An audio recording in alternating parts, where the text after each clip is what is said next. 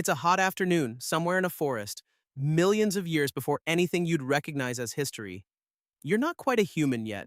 You're something furrier, shorter, with a taste for fruit and a very bad attitude towards strangers.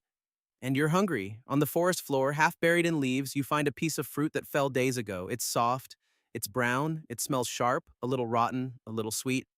You eat it anyway because you're starving and standards are a luxury. And a few minutes later, something strange happens. The world goes a little warm, a little loose. You feel, for reasons you cannot possibly understand, kind of great. Congratulations, you have just discovered alcohol, and you're not even a person yet. This is the story of how humans discovered drinking.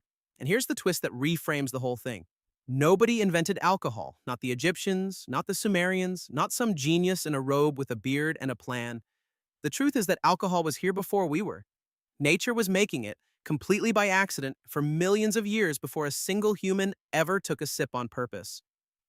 And the desire to chase that warm, loose feeling might be so old, so deep, so thoroughly baked into our biology that it predates our species entirely. So let's start with a question almost nobody asks. What even is alcohol and where does it come from? Because before you can drink it, something has to make it. And that something is one of the smallest, dumbest, most world-changing organisms on the planet: yeast. Yeast is a microscopic fungus, and it floats around in the air, on fruit skins, basically everywhere. And yeast has one job it truly loves. It eats sugar. When yeast finds sugar, in fruit, in honey, in grain, it devours it, and it excretes two things as waste: carbon dioxide and ethanol. Ethanol is alcohol. So, alcohol, at its very core, is fungus pee. I'm sorry, but it is. That warm glass of wine, that cold beer, that expensive whiskey your uncle won't shut up about, all of it is, chemically, the metabolic waste product of a tiny fungus eating sugar in the dark. And nature has been running this process for hundreds of millions of years, entirely without us. Which means alcohol was lying around in the world long before anyone was around to enjoy it. Every time a piece of fruit fell off a tree and started to rot, wild yeast landed on it, ate its sugars, and turned it very slowly into a mildly alcoholic snack. The forest floor was, in a very real sense, the world's first bar. And that brings us to one of the most delightful ideas in all of evolutionary biology: the drunken monkey hypothesis. Here's the theory. Our distant ancestors, the primates swinging through the trees, ate a lot of fruit. And the ripest, sweetest, most calorie-rich fruit was often the fruit that had fallen and begun to ferment. That slightly boozy, overripe fruit was a signal. The smell of alcohol drifting through the forest meant food is ready, food is here, food is packed with the sugar and calories, come and get it. So the primates that were attracted to that smell, that could track it, that could eat fermented fruit without getting sick, had a real survival advantage. They found more food, they ate better, they survived. And here's the part that's genuinely astonishing. We can actually see this in our genes. Around 10 million years ago, a common ancestor of humans, chimpanzees, and gorillas developed a mutation in an enzyme called ADH4. This enzyme is what your body uses to break down alcohol. And this specific mutation made that ancestor roughly 40 times better at metabolizing ethanol than before. 40 times. That is not a small tweak. That is your body's alcohol processing system getting a massive upgrade 10 million years ago in an ape that would eventually become you. Think about what that means. Long before humans existed, long before beer, wine, or a single fermented drop was made on purpose, our ancestors were already evolving to handle alcohol. The taste for it and the ability to process it was written into our bodies before we had bodies that looked anything like ours. You didn't acquire a taste for a drink. You inherited it from an ape that liked rotten fruit. So the drive was ancient, but there's a huge difference between an animal stumbling onto fermented fruit and a human deliberately making a drink. So when did we cross that line? When did we stop finding alcohol by accident and start manufacturing it on purpose? For that, we travel to China around 9,000 years ago to a Neolithic village called Jiahu. Because it's there in the residue clinging to the inside of ancient pottery jars that scientists found the oldest known evidence of an intentionally fermented beverage. And it was not simple. Analysis of the residue showed a deliberate mixture of rice, honey, and either hawthorn fruit or grapes, all fermented together into a kind of ancient Neolithic grog. This wasn't someone accidentally eating bad fruit. This was a recipe. Someone in Jiahu 9,000 years ago understood that if you combined the right ingredients and let them sit, you would get something that made you feel wonderful. They had cracked the code, and they were doing it thousands of years before the pyramids, before writing, before almost everything. And this leads to a theory so wild that when it was first proposed, Serious archaeologists nearly laughed it out of the room before slowly realizing it might actually be true. The theory is called beer before bread. Here's the setup. For a long time, the standard story of civilization went like this. Humans learned to farm grain. Farming gave us surplus food. Surplus food let us settle down, build villages, and eventually invent everything else. Grain, in this story, was for bread. Bread was the point. But some researchers looked at the evidence and asked an uncomfortable question. What if bread wasn't the point? What if the reason humans first started domesticating and cultivating grain on a large scale wasn't to eat it, but to brew it? What if we didn't settle down to make bread? What if we settled down to make beer? Think about it. Early beer was safer than a lot of available water because the fermentation process killed off harmful pathogens. It was packed with calories. It was nutritious. And crucially, it got you pleasantly drunk, which made it socially and ritually valuable in a way a loaf of bread simply never was. Some archaeologists now believe that the desire for a reliable supply of alcohol may have been one of the driving motivations behind the entire agricultural revolution. In other words, the single most important transition in human history, the shift from wandering foragers to settled farmers, the thing that made cities and civilization and everything possible, might have been powered, at least in part, by our ancestors wanting to get a buzz on a regular basis. Civilization may owe its existence to happy hour. Now, once humans figured out brewing, they went absolutely all in. Let's talk about the Sumerians, one of the earliest civilizations on Earth, living in Mesopotamia over 4,000 years ago.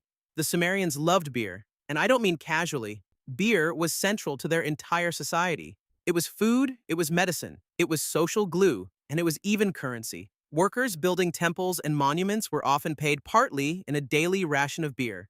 Imagine your paycheck arriving as several liters of beer per day. That was just Tuesday in ancient Sumer. They loved beer so much that they wrote a hymn to the goddess of beer, Ninkasi. And here's the beautiful part. The hymn to Ninkasi isn't just a song of praise. Woven into its verses is an actual recipe for brewing beer step by step. In a largely illiterate society, setting the recipe to a memorable song was a way of preserving the brewing instructions and passing them down. Their brewing manual and their religious worship were the same document. That's how much beer mattered. It was holy and it was practical, all at once. And they drank it often, through long straws dipped into big communal jars, partly because ancient beer was thick and full of floating bits of grain and sediment. Picture a group of Sumerians huddled around a shared vat, each with their own long straw, getting gently drunk together. The bar, as a social concept, is almost as old as civilization itself. Beer wasn't the only ancient drink, though. Let's talk about wine, because wine has a claim to being even older. In the country of Georgia, nestled between Europe and Asia, archaeologists found pottery jars with chemical traces of wine dating back 8,000 years. 8,000 years of winemaking. The people there developed a method of fermenting grapes in large clay vessels buried in the ground, a technique so effective that it is, remarkably, still used in Georgia today. Then, of course, came the Egyptians, who produced wine and beer on an industrial scale, buried their pharaohs with jars of it for the afterlife, and clearly believed you should not have to face eternity sober. And the Greeks, who took wine and built an entire god around it, Dionysus, the god of wine, ecstasy, and letting loose. For the Greeks, wine wasn't just a drink. It was a divine force, a way to access altered states, to lose your rigid self, and touch something wilder. They held gatherings called symposia, which we tend to imagine as sober philosophical debates, but were, in reality, structured drinking parties where the wine flowed and the conversation got progressively more interesting. Some of the foundational ideas of Western philosophy were quite possibly worked out by men who were, to put it gently, several cups deep. But here's where we have to be honest, because it wasn't all hymns and philosophy and cheerful communal straws. Alcohol has a dark side, and the ancients knew it just as well as we do. The same substance that fed workers and blessed the gods also destroyed people. Ancient texts are full of warnings about drunkenness, about men who drank away their wealth, their dignity, their families. The Egyptians, for all their industrial brewing, wrote sternly worded warnings to students about the dangers of spending your nights in the beer hall. The very drink that was sacred in one breath was a curse in the next. And there was a darker danger still. Making alcohol is a delicate process, and getting it wrong could be deadly. Improper fermentation or distillation, which came much later, can produce methanol instead of the drinkable kind, a poison that can blind or kill. Every ancient culture that made alcohol was, in a sense, running a long and occasionally fatal experiment, learning by trial and error which methods were safe and which ones killed you. The knowledge of how to brew safely, like so much ancient knowledge, was written in the losses of the people who got it wrong. That's the shadow side of the story. For every joyful communal jar, there was someone whose life the drink quietly consumed. And the ancients, watching this happen over and over, understood the bargain perfectly. Alcohol gave and alcohol took. It always has. So let's come back to the big question. Why? Why did humans and our ancestors before us chase this so relentlessly across every continent in every era, despite the obvious costs?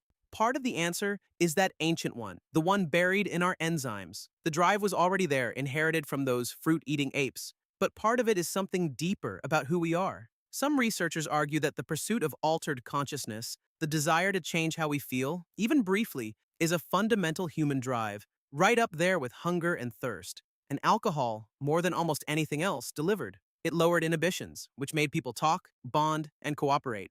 Sharing a drink became one of the most powerful social technologies humans ever developed. When you drink with someone, you let your guard down together. You laugh, you open up, you form trust. For a deeply social species that survived by sticking together, a substance that dissolved social barriers and bonded groups was worth an enormous amount. The shared drink around the fire wasn't just fun, it was the ancient glue that helped hold human groups together. And on top of all that, it was calories. It was safer than questionable water, and it made the hard, brutal, exhausting business of ancient life feel, for a little while, a little bit better. So, how did ancient humans discover alcohol? The honest answer is that they didn't. Not really. Alcohol discovered them. It was already here, made by yeast and fallen fruit, long before anyone was around to want it. Our ape ancestors evolved to crave it and to survive it 10 million years ago. And when humans finally came along, we didn't invent the desire. We just got better and better at feeding it, from rotten fruit to a Neolithic grog in a Chinese village, to the beer that may have helped build civilization itself, to the wine the Greeks turned into a god. The thread runs unbroken through it all, from a furry ancestor eating fermented fruit on a forest floor, all the way to the glass sitting somewhere near you right now. Because that's the strange, humbling truth of it. When you raise a glass tonight, or this weekend, or whenever, and you feel that first warm, loose, familiar wave, you are not doing something modern. You are not doing something new. You are answering a call that is millions of years old, using a body that was quite literally shaped, at the level of your genes, to respond to it. The forest floor, the fallen fruit, the tiny fungus in the dark, quietly turning sugar into something that made an ancient ape feel wonderful. You've been chasing that feeling ever since. All of us have. So the next time someone asks you why humans drink, you can tell them the truth. We started long before we were human, and we never stopped.